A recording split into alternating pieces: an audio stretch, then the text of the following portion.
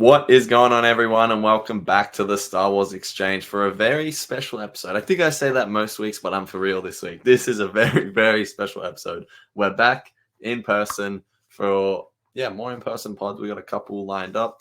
We are together again because we are going to C2E2, a Chicago Comic-Con together with a few pals of ours. Tomorrow, actually. It starts tomorrow, but Bad Batch is wrapping up. We haven't reviewed it for 3 weeks. Honestly, the episodes, they've been good, but there just hasn't been a lot to talk about. But we thought we want to do one more like Bad Batch coverage episode before the big finale next week. So we're going to talk about episodes 12, 13, and 14 today. I'll put timestamps in so you guys can skip around. But yeah, first of all, Mike, Mr. Rivera, how are we going today? Can you hear me? Am I good on the audio? I can hear you. Sound awesome. Good, mate. You sound awesome. Excellent. This is great.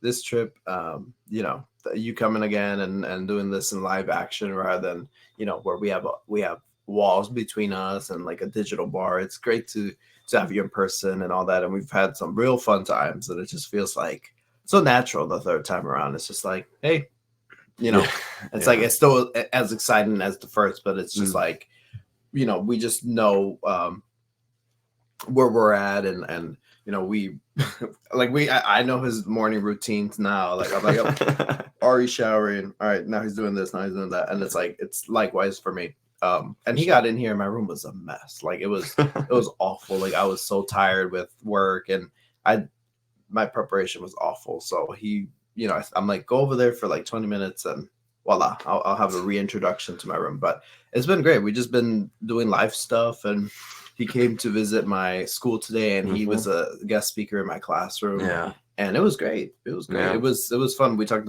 about Star Wars a little. We showed them some, podcasting clips, and we got them started on their own podcast project. So it was great. It was some memorable experiences and even for them, I think they really responded to Ari well, and I think it's something that they'll hold on for a good while. Yeah. 2 things. One, I just realized I'm doing that weird way too active listener thing where like every 2 sentences I'm going absolutely right. Yeah. Did you notice I was just doing that? I didn't even notice. I was just excited, in-person podcast. But anyway, so sorry to the listeners, but yes, we had a very good day today. Mr. Rivera is a hell of a teacher.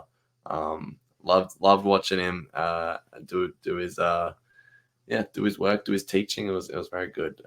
And yeah, shout out to the students. They're all very well mannered. It was great fun to meet them all, and had a good day. So let's talk about Star Wars. Let's talk about Bad Batch, episode 12, 13, and 14. I guess let's just start with going, how have you felt about the Bad Batch these last 3 weeks? We've actually had the privilege of something we really pretty much never get to do. We've watched episode 13 and 14 in the same room together for the first time. That was awesome. In person. That was super fun. We literally just watched episode 14 a few hours ago. But yeah, so from 12, 13, 14, how are we feeling about Bad Batch? Absolutely love the series. It's kicking into high gear. I've walked, I think you said it, where it just feels like we're kind of lacking some stuff. I've been walking away like, wow, that was good. But at the stage of the game we're at, I'm not feeling the thrill of a lot of the stuff. I mean, I feel very thrilled with the Omega, trying to chip at the wall like we saw in Andor and whatnot. The way Cassian did it, like, it's just suspenseful in that way. But it's not really giving me like a thrill vibe that we get when, Rebels was wrapping up in the penultimate episode. Ezra's doing all these things and like we're moving along. It's like it feels kind of like the end, and I don't feel like that yet. Omega's still in prison. It just seems like we're gonna get this big breakout, which is crazy. I mean, it was teased the Zilbies and all that, and I'm like, oh my gosh, like it makes me want to rewatch the whole series again. But I'm just like, wow, things are moving really fast, and the writers this season have not given me a reason for them to doubt. For me to doubt them. But I really hope that this next episode delivers and wraps it up nicely. I don't need the answer to all my questions, but I just need a satisfactory ending for me with all the Bad Batch characters. I'm not saying they have to die or blah, blah, this and that, but I just want a nice firm ending for Omega's story in this chapter. You know, if she lives, like, Yeah. you know, where is she off to now? But or next, like, I would love to see that. But I really hope it like wraps everything nicely because they have a lot of storylines going on, and I really think they have the opportunity to do like a climatic event. And I really hope it's not the regular runtime of like 22 to 30 minutes. I'm hoping for at least a 45-minute episode. So, but yeah, I've been really enjoying these last few weeks, but I wish it just gave me a little bit more because these are great standalone episodes and they're suspenseful, like I said. But at the stage of the game we're at the end, I'm kind of wanting more, you know. So that's it. Yeah. No, I'm right there with you. Like, I'm absolutely having a blast, loving the show. I love that.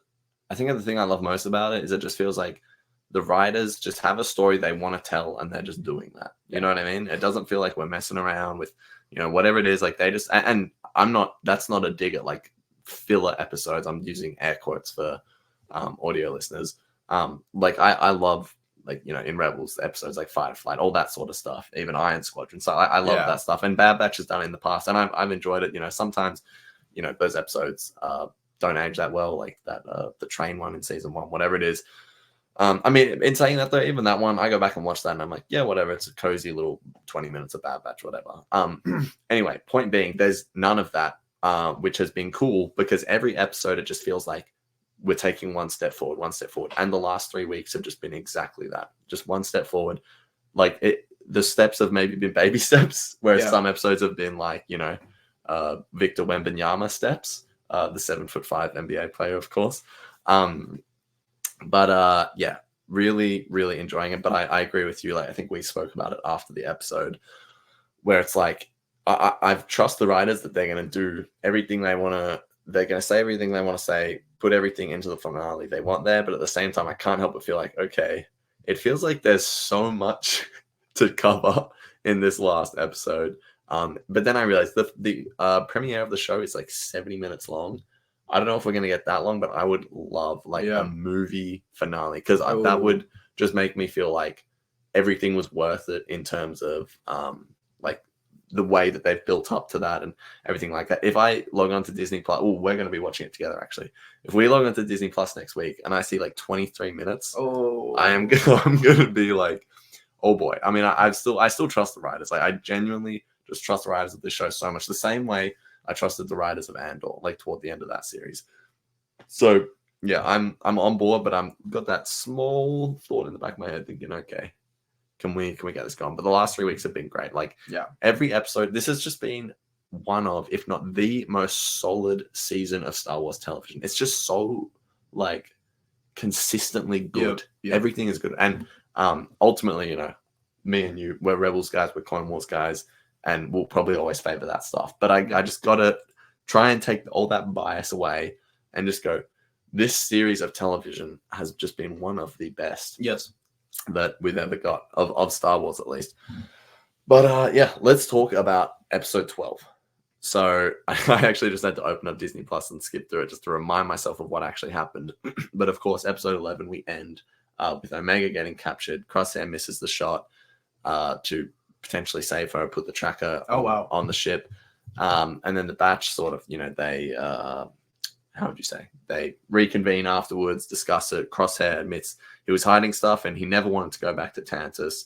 But because they have Omega now, he has to share this information, which was touching. I don't know how you feel about that, but there was that. And then, of course, they went to the Imperial labor camp, picked up Admiral Rampart, and then they were on their way to to execute their plan. And then the final scene is Omega being put in the vault. That was probably one of, if not the slowest episode of the series. When I say slow, I don't mean slow. I just mean like, just it took a real baby step with the plot. In saying that though, a lot still happened, and it was still a very entertaining episode. I enjoyed it. What did you think? Yeah, that episode. We didn't watch that one together, did we? No. It was definitely slower. And you know, I when I go into these things, I'm not judging by pacing, or I'm just trying to see how good the story is, and it delivered on a lot of points. You know, I was always wondering what happened to Rampart. I love that they went ahead and they were desperate enough to get to go to Rampart and be like, it just feels like at times the Bad Batch series can feel like on a grand scale, which I like. I like when like Clone Wars, when we're seeing all these different perspectives, but they always bring it down and they always know how to ground it. Something like Rebels, where it's a consistent narrative, right? So for me, seeing Rampart again tied up some stuff that I was just missing from him, and being like, yeah, what happened to Rampart? Did they kill him? Which is, I love those kind of mysteries, or I like not Tanway, Prime Minister. Olmec. No, Prime Minister. What's Prime Minister Olmec from? No. The other Kaminoan guy, Lamassu. Is he a prime minister? I think he is Prime Minister Lamassu. We're tripping. This is Andor all over again. No, from Camino. But anyways, like in season 1, they're like, oh, we have no need for politicians, and the clone troopers, Rampart orders the clone troopers to do whatever with Lamassu, and they enter the Kaminoan door, and then the door just closes, and you're left wondering, well, did they kill him? Yeah. Or did they take him to custody? And in season 2, we see that Lamassu is actually alive and they're holding him prisoner. Yeah. Where is Lamassu? Will he pop up in the finale? I'm not sure if it's Lamassu. It is Lamassu. Let me look it up. Look it up. But yeah, Rampart, it was great to see him. I really want that episode, it was good, but it just felt a lot of just action stuff, which was great. Like the sound design again was amazing, and all the visual shots on the bridge with the tanks, it was amazing. Speaking of, it reminded me so much of the opening sequences in The Believer, the Mandalorian episode, just because of the Juggernaut. Oh yeah. Stuff. But also it got me thinking, this is kind of an unrelated thought, but there's a shot in that episode that's in the trailer of Crosshair, and to this day I can't figure out who put Crosshair in his armor in the Bad Batch trailer before he had I know. Who thought? Should someone get fired over that, or no? I mean, no. I'm not out here trying to have anyone lose their job. However, it feels like someone should be spoken to and said, "Hey, you kind of spoiled a huge part of the series in the trailer." But how did you feel about that moment at the start of the episode where Crosshair was hiding that information about Tantus, and then he spilled it now that Omega's there? Well, I don't know about that, but all I know is that I was right, and this is Lamassu. Who's Prime Minister Olmec? He's from Mandalore. This is the guy from season 1 that I was on a Bad Batch review with you on your podcast, or on this podcast, but in its earlier version, and we were talking about Lamassu, and I did my first voice impression on air. I said I was like, Governor talk, and you said, "Oh, that's not bad." So that's where I started my whole. All right, I stand corrected, Lamassu. Yeah. But what did you think of that Crosshair? Of Crosshair going on to Rampart and chatting with him? No.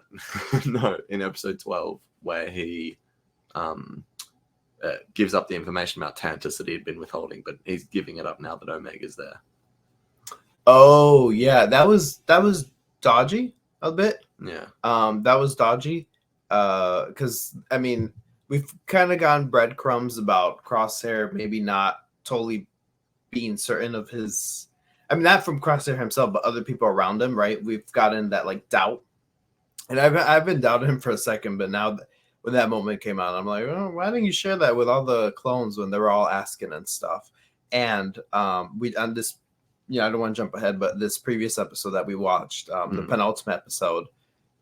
Rampart alluded to Crosshair not being fully converted or something like that. Yeah. So yeah, that was pretty dodgy. I was like, okay, I'll roll with it. But I think I think it's just healing and all that isn't linear. So it's just him devolving from what he was. So he's just coming down and being like, oh yeah, there's that. It's not like he changed overnight and was like, here's everything. I'm changing tomorrow. It's a process. So that's, I kind of see him going in that direction, that it's like a whole process. He's gonna let out stuff slowly but surely. He didn't even get out along with Hunter for a bit.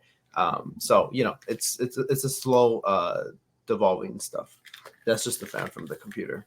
Oh, right. I was like, what is that? But anyways, but yeah, that was great. But that was a good moment that made me Definitely. think, and Yeah. I love when the show engages in those type of conversations where you stop and think.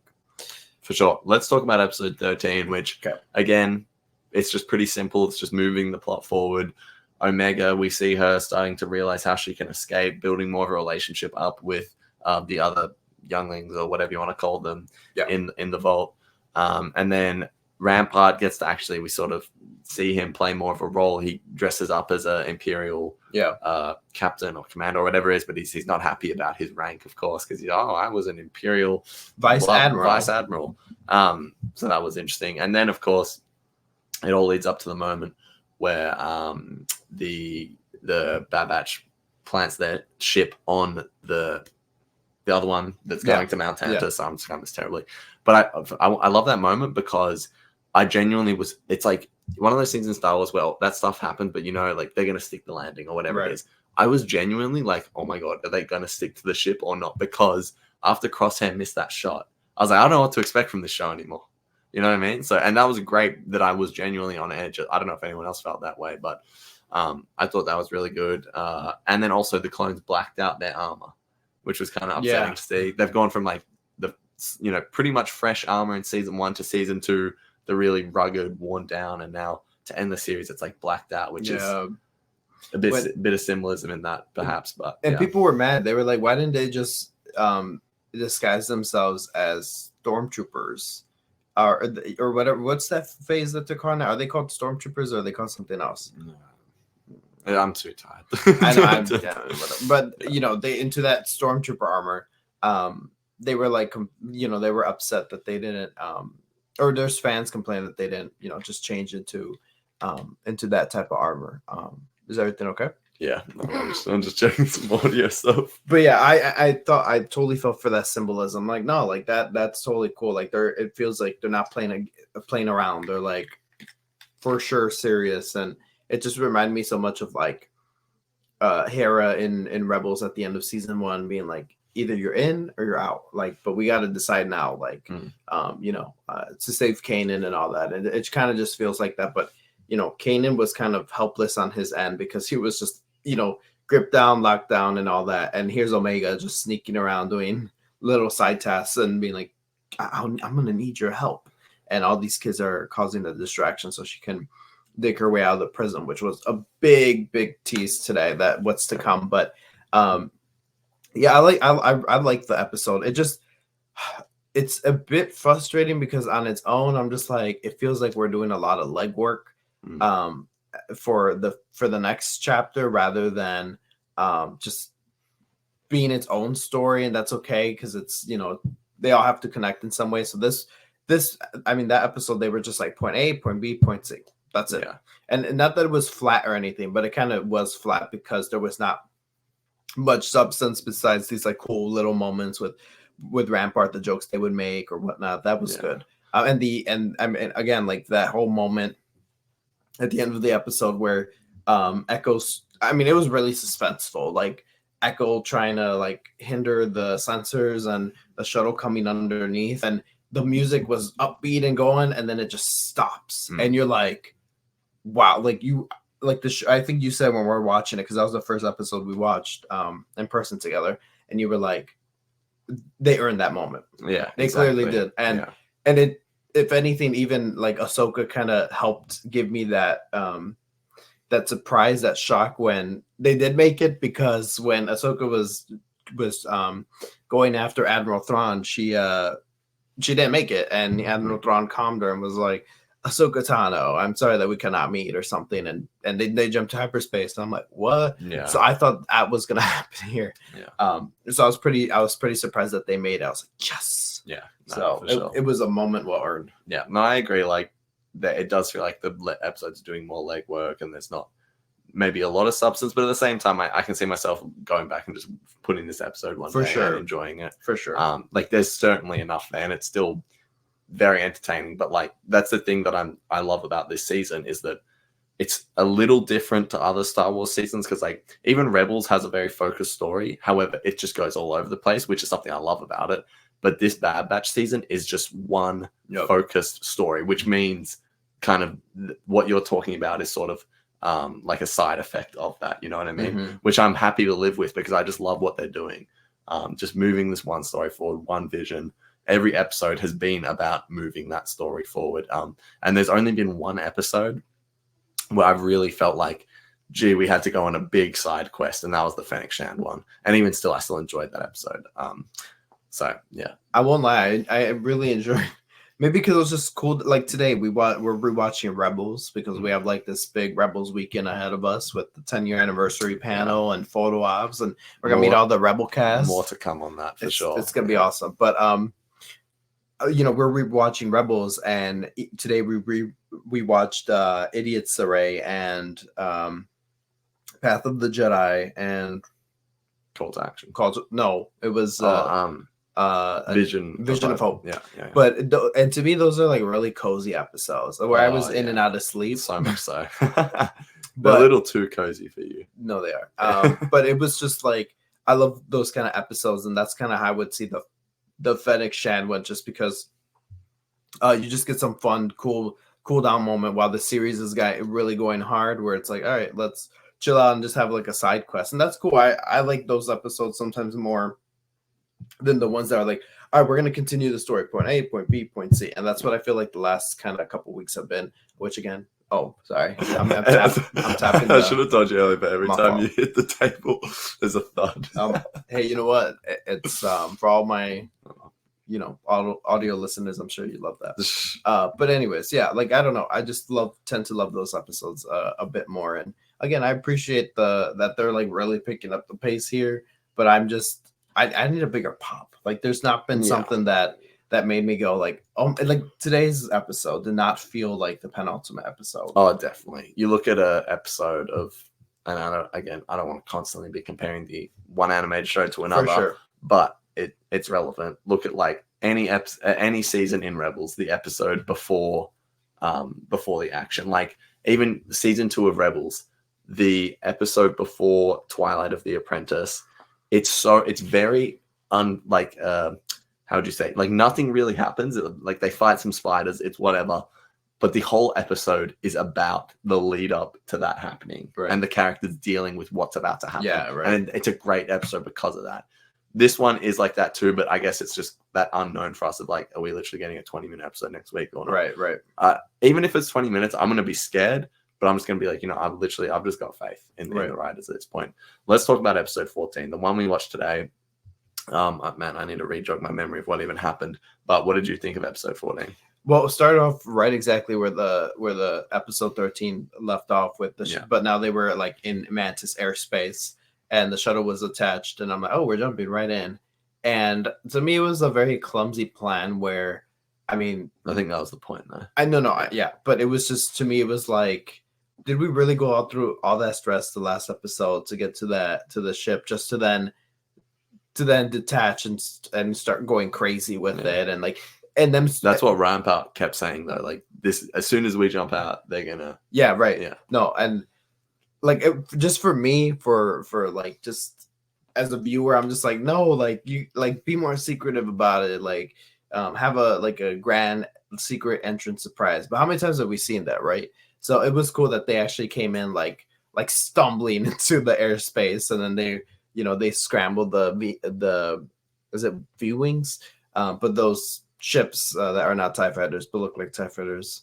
But it was just cool seeing them like just scramble and start shooting the shuttle immediately, and then they had to jump off, and we had a good laugh when Rampart was like, "Are you serious?" And all his screaming. I don't know who plays Rampart. That was man. great. They must have been having a blast. That was great. That was so funny. I love that it was like the most a vice admiral in the Imperial Navy, and then just like a bunch of decommissioned deregulated clones, whatever they're called.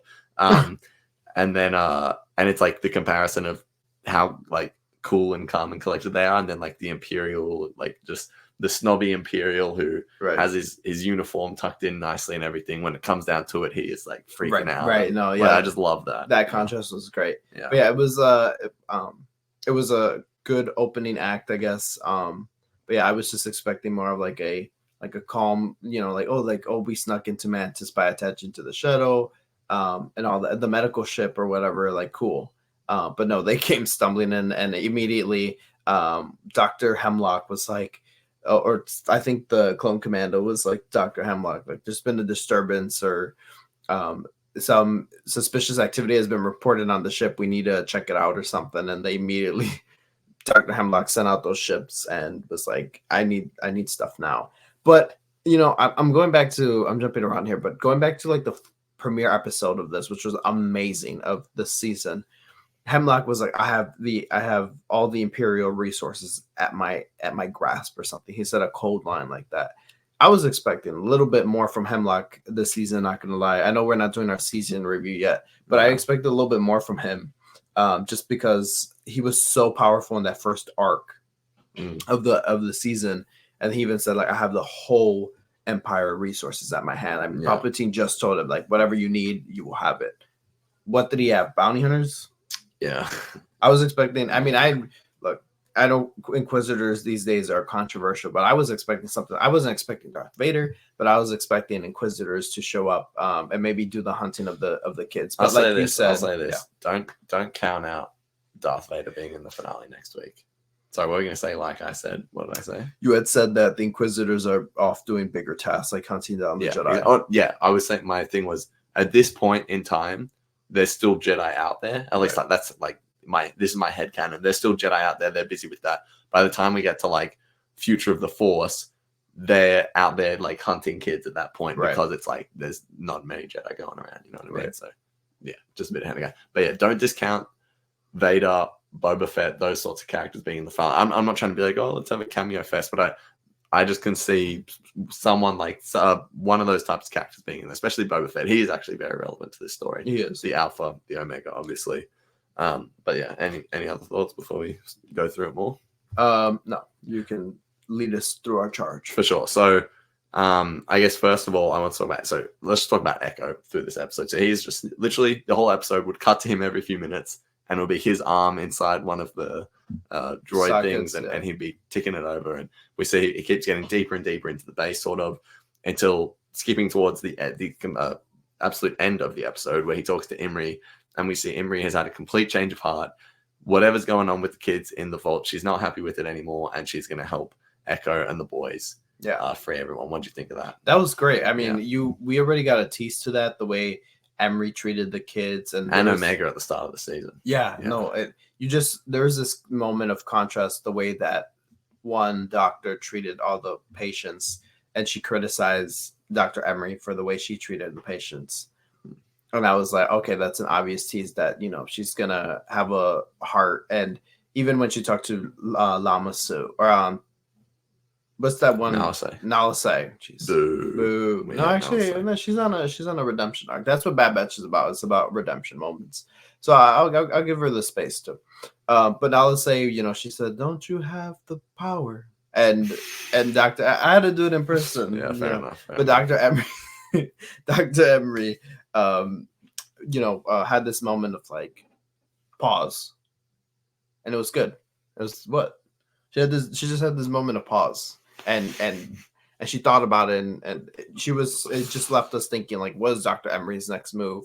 And then this episode, like, I wasn't shocked by it, but I was just like, let's go. Like, I was like, that's awesome. Like, she's just on this path of helping Omega and all those kids. Like, let's go free those kids. I'm like, yeah, go free them. I know those kids are gonna go cause ruckus with the Zillo Beast. Are gonna go in there and use the Force and let it free. That's gonna be great. I can't wait for next week. Hell yeah. And then we already touched on him, but Rampart is captured. First of all, so interesting to see what's going to happen with that, because does he ever change a heart with the Empire, or is he just going to fall right back in, give him their information, or is he going to?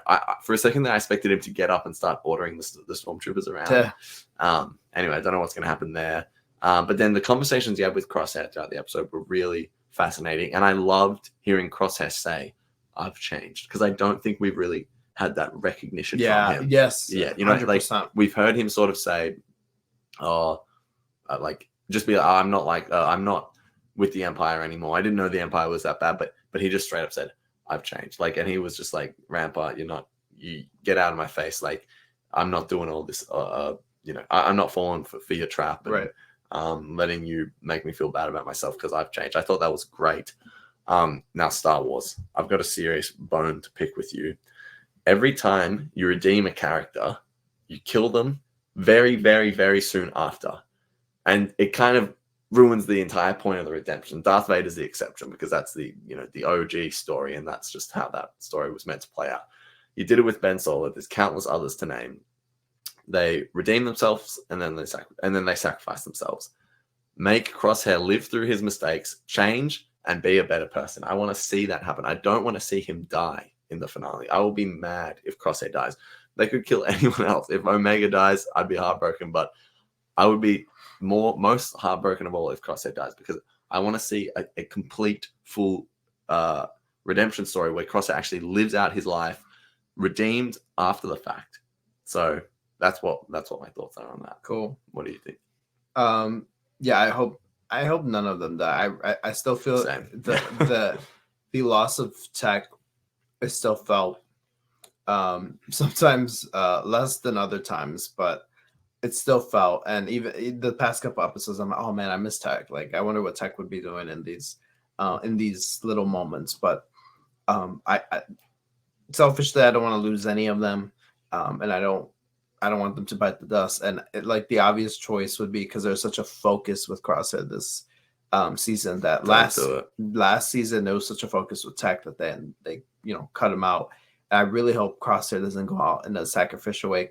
But I think Star Wars Animation has been good about keeping those characters alive. I mean, look at what happened with Ventress. I mean, yeah, True. she, that's a good point. They killed her off in the Dark Disciple arc, but then they were like, what? Exactly. Sorry. Yeah, I was about to say, hold on. I was like, Ventress, yeah, but then I was like, wait a second. They did kill her. Yeah, but she's back, I guess. So. Yeah, and I mean, Callus is another one that didn't. That's true. That's true. So I feel like Star Wars Animation has been better about that. But I hope they stick to it and don't give us Crosshair dying, just because it just feels like we're getting to know the true Crosshair, not like that jerk that we met early on. And now I'm loving Crosshair. Yeah. Yeah. No, so it's not. And then Omega, of course, she's found her way out. It's a little goofy to me that she can break out that way. It just needs a little butter knife and, can cut through the bricks like that. But, this is Star Wars, whatever. I'll let it go. She's found her way out. And just a quick thing. During the episode, I don't know if it was toward the end or the beginning, but when she said it was when the cannons were firing and she goes, "It's my brothers." Oh, yeah. Man, what am I know, right? That just feels like a hug to your heart. It does. I didn't even see that line coming. The way the kids were like, what is that? And she's like, "It's my brothers." I was like, oh wow, like that was cool. That was a really cool moment. Yeah, definitely. But my thing is, if the doctor, she obviously knew something was wrong. I'm not sure, unless they have a strict schedule where the kids have to be doing this for this much and this and that. But I was like, if there's an emergency, go into lockdown. All right, kids, back in your cages until further notice. Yeah, legit. But whatever. But it was Star Wars, awful. It was awful when they were coming up with excuses, right? Omega was doing the crawling stuff. And I loved the little mechanism. I don't even know what was going around. It felt like Monsters Inc. to me with the doors. It would just go, It was a funny little moment. It was quirky. For sure. But the way the kids were trying to come up with stuff, Doctor, I don't know her name, but she looks like Dr. Kendrick. Heartbreaking. I'm not feeling too well. Oh god. Take the diagnosis. And then the other moment. What did she say? She goes. The kid was like, Dr. Kendrick, I'm hungry. Right, you say that again. Say that again. Let's go. Dr. Kendrick, I'm hungry. It'll pass. How awful. Your hug How will awful. pass. The poor kid. Imagine. Literally, both of us audibly were just like, yeah, that was awful. Yeah. The way these kids have been treated, I'm like, please break them free. I think that that's so on purpose that they're like, they want it to feel like it's similar to Andor, where we're cheering so loud next week when they finally escape. For sure. Let's talk about the Zillow Beast, though. What are your thoughts there? Awesome, because now I want to go back to watch that very snooze fest episode that was in season 2 with the Zillow Beast, where everybody was like, "Oh my god, the Zillow Beast's back!" I'm a big Clone Wars fan. Okay, that show is what got me into Star Wars, and I have very good nostalgia with it. Like it's just all my core childhood memories were, just reenacting a lot of the Clone Wars scenes, playing with all the action figures, and just getting more and more into Star Wars, buying all the DVDs and stuff. Like that was great. That was my childhood. Yeah. And obviously, like I love Rebels and Clone Wars equally for different reasons, but Clone Wars is just something that I'm just like, oh yeah, I'll just keep chipping away at this forever. So it was great to see, a lot of the Clone Wars stuff come back into Bad Batch, and obviously it was great to get the final season of Clone Wars. But a big mystery was the Zilla Beast, and they brought him back in Bad Batch, and I think we seen in one of the trailers, and everyone went ape bananas. And then you get the episode, and it was one of the weakest of the season, or if not in the entire series. I was just bored with it. I was like, what was the purpose of this? So now I really want to go back and watch. Stop yawning! I'm gonna yawn. Bro, I'm sorry. We had a long day. We've been up since like 6 in the morning. We were like, we got to do a podcast before the convention, though. I know, but yeah, like it was just the biggest news fest, and I just felt like there was no purpose to it besides like experiments going on in the Empire, and it just felt such a like we were going good with the season for a bit, and then we just hit a bump. So I was just yawning because I was thinking about that episode. Oh, there you go. I should have said that. If I was active. If I wasn't as tired, right, I would have said that straight away. I know. And I would have been able to spit whatever I'm trying to spit out now in 2 seconds and not take a minute off. Bear with us. But yeah, and that's cool that you saw, like I almost wanted Omega to keep crawling and find other stuff. Stop. Don't do it. You almost made me don't worry, we're almost done. Yeah. But I was hoping Omega kept crawling her way through and just like finding other stuff, like more experimentation, just because I'm curious, like what else are they doing on Mount Tantus, and there's other facilities like that, so I'm like, where are they holding in the other one, like what are they doing? So the Zillo Beast, so I feel like all the kids are gonna get in that little hatchway. Oh, you're no good. All the kids are gonna get in the hatchway and then seek their way to the Zillo Beast, and then do you think we're gonna see Omega use the Force? I think. Damn, I hope not. I think we are. I just don't see Omega as that. But I don't. Maybe either. I just need, like, kind of with Sabine and Rebels in Ahsoka, I need to just shift my. I think she's gonna have that moment at that point, because she wants to help these kids and all, and they're all gonna. I could just see their little tiny hands, running together. Yeah, and destroying the Zillo Beast cage or the water it's in, or taking out the stormtroopers. But I know it's gonna be something you, with Michelle, and Hayden Christensen. In that. Yeah. There we go. So he's just jealous he wasn't in that picture. I am. He is. You don't need to say it. Everyone knows I'm jealous. But yeah, I think that's what's gonna happen next week. Zillo Beast. Yeah, Zillo Beast would be awesome. Tell me, are we gonna see Wolf next week? Yes, we are. Are we going to see Rex? Yes, definitely. Okay. I think so, too. We'll see Gregor. We'll see Hauser. Ventress. What do you think? Yes, we will see Ventress. Oh. Yes, we will see Ventress. You think it's going to be that big of an episode? I think Ventress may go off with Omega at the end of the episode. That would be cool. That's what I was thinking. That would be different. I also think Boba Fett's a possibility. Darth Vader's a possibility. The Emperor's a possibility. Grand Inquisitor. No. Blue Senator. Senator Chuchi is a possibility. Oh, I would love to see her again before we the guy from episode 10, season 1, the senator, the separatist senator. Oh, that guy. That guy. He's the one with the monocle. Yeah. Anyway, Bad Batch, this is my message for you. The Book of Boba Fett was going not great, but not terrible. And then that finale came along, and no one talks about that series anymore.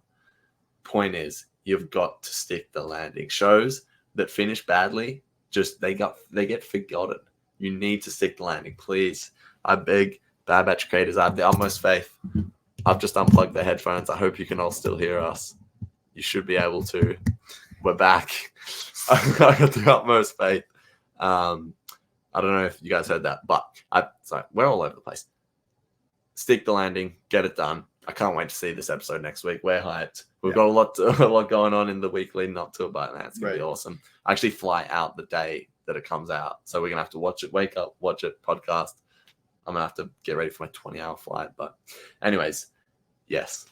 I hope that it's good, because if it's not, then you and I are going to be talking about it and crying about it the entire way I'm driving you to the airport. We're like, man, that bad badge for that. Yeah. But I think I have no reason to doubt the writers at this point. If we were back in season 2, I'd be like, what are we doing? Like, where are we going? But they've showed what they can do, and they delivered beautiful stories. And this season has been nothing but impactful. And we've been running every single week to the goal, to the finish line, and I'm just hoping that we can stick the landing, right?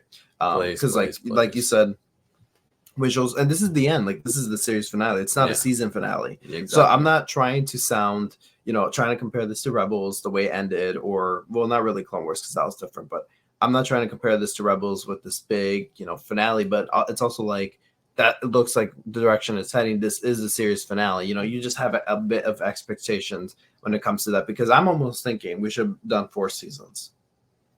Yeah, potentially. Maybe. A lot of pressure. Jennifer Corbett, Brad Rowley. Nah, I back both of them in, back all the creators. Hyped as last 3 weeks. I just give a rating. How are you feeling about Bad Batch in the last 3 weeks? Out of 10. Maybe like a 7.5 out of 10. Yeah, that's not like per episode. That's just like the overall, just the vibe. That's the rating of the vibe of the last 3 episodes. I'm gonna give it 7.5 as well. Yeah, it's been good. Hasn't blown us away, but it's been good. But it's been good. It's been like every time we go into that room with the kids and Omega, I'm just like loving every moment. When we're with the clones or Rampart, like, I've been loving every moment. So this last arc has been really fulfilling. But I just wanted to act not like it's gonna be the season finale. But it's going to be the series finale, so you expect more. So that's where I'm at. Exactly. And that wraps up our Bad Batch chat. Just a few admin things. We've got the C2E2 this week. We're hoping to do some podcasts about it, during it, all that sort of stuff. Don't know what's going to happen. We're just going to see where we go. But yeah, stay tuned to both our Instagram pages. This episode's going to go out tomorrow morning, and we will literally be getting set up for the convention tomorrow, and it all will begin then. Right. And then we'll come back next week, review Bad Batch in person again. So yeah, _Star Wars. You can follow him at Star Wars _exchange for me. Please like the video, subscribe to the channel, 5-star rating on the audio platforms. We appreciate all of you. If you're still listening, it means you're a real one. Appreciate the hell out of you, and we'll talk to you all soon. May the Force be with you. Adios.